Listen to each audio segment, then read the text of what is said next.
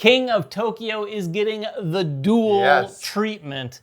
We're fans of King of Tokyo. It's an oldie but a goodie. Yeah, I mean, I consider it a modern classic, to be totally honest. 100%. It doesn't hit the table too often, but we do get it played on the live stream every once in a while. In fact, we get the original played at 2 players. Yeah. With the 2-player variant, it's not too bad, but we've got King of Tokyo Duel right here. This is the actual game. It has all the contents inside. However, we can't show you all the contents. No. We're going to show you as much as we're allowed. There are laser pointers off the screen pointed at our foreheads right now. I'm kidding a little bit, but we can show you a little bit about this. We can tell you about the game. This is really exciting because it is definitely a game tuned and tooled specifically for the 2-player experience. Yeah, and this is what we can show you. This is everything we're allowed to show you right now. And we can show you the cover of the rulebook. I can show you the cover.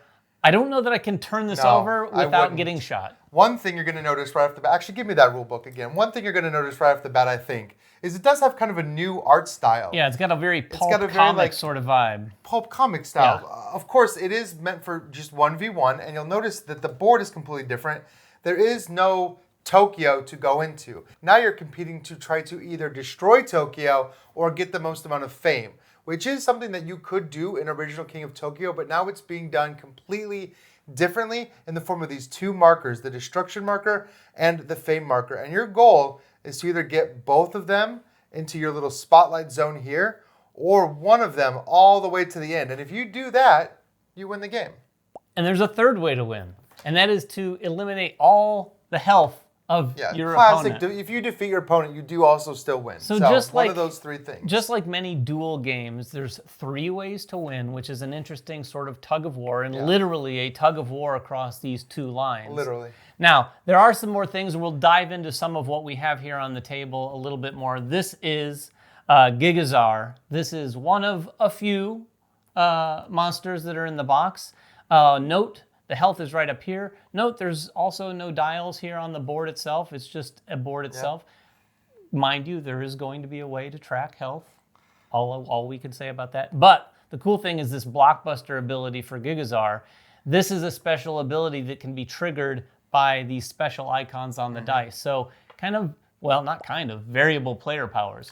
Because while we can't tell you, the other monsters do have different abilities. They all have different abilities that trigger off of that special symbol. Yeah. And in fact, the dice are going to feel a little familiar, but also a little different.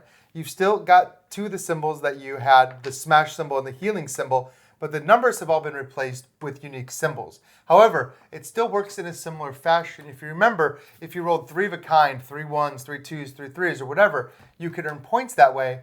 Now, if you roll 3 of a kind of a certain symbol, you're moving that symbol towards you on the track. And kind of like how it worked with the numbers, if you roll additional, so if you roll a 4th or a 5th, you get to move it a little bit extra. So that's like, I think the primary way you're going to be moving it. Of course, the powers and the cards and things like that are going to help you move it as well. Yeah, to be clear, that is specific to the fame and the destruction. The smash icons, you just roll a bunch of those, you do that much damage to the opponent.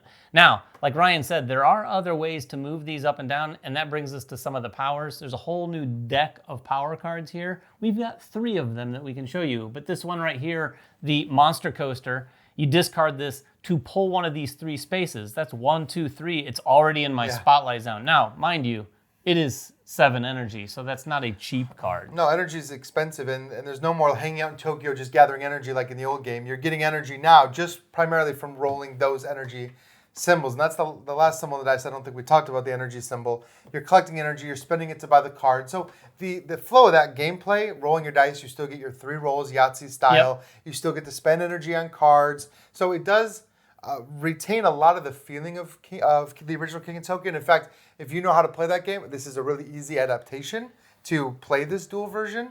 But it gives you just so much more like of a dynamic gameplay experience at 2 players. Yeah, and it does have a few little tweaks. The energy, speaking of which, when you do buy power cards, if you can't or don't want to buy power cards, you can just take 1 energy. So you have a method of at least getting a little bit more energy. So it brings the power cards into play a little bit more, because I think a lot of people, at least I've played games of King of Tokyo where I just ignore energy or I roll it to try to get something else, and then I find myself not getting any cards. And the cards are really a big fun part of the game. They are really good. I mean, we've seen them right here. Like this, the Adrenaline Augment, which is one of the ones we're allowed to show. Yes. David wasn't kidding. We're only allowed to show a few of these cards as teasers.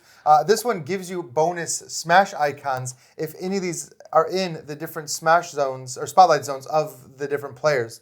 So again, and this is a keep card. So this one is going to do that every single turn. You're going to get those added on. So we're still seeing the keep cards, the discard cards, the one-time effect abilities that will trigger and somehow either hurt your opponent or manipulate the state of game. Yeah, and they've got some defensive ones, of course. This one's called Camouflage, and it's also a keep card. It says, you may roll 1 die for each hit you take. For each heart you roll, you ignore the hit. So it's really basically an immediate defense. Yeah. Makes sense. It's camouflage. In a 2-player game, in a 1v1 game, I think you're going to have to rely on a lot of those cards, because if your opponent is just getting cards and they're getting defensive cards and aggressive cards, you really won't be able to compete with that unless you're also buying cards for yourself as well. Yeah, we just got this and we wanted to get it to the table and show you this. We had this opportunity to do sort of a first look, so hopefully this is your first look at some of what King of Tokyo Duel has to offer. We can't wait to get it to the table though, because I definitely want to get this live streamed as soon as we can. Yeah, I'm dying to play it. And I think this is our copy to keep. I'm hoping they don't email me and say, oh, we've got to send that somewhere. It sounds like it's ours. But we will get it live streamed and played for you as soon as they allow us. But if you have any questions,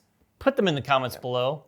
If it's about anything that we haven't shown you here, I'm not sure if we'll be able to answer it, but we will try. We'll do our best. We'll ask for permission. We'll go through the proper channels and try to answer all of your questions. Until next time, though, make sure everyone has fun at the table, and we will see you then.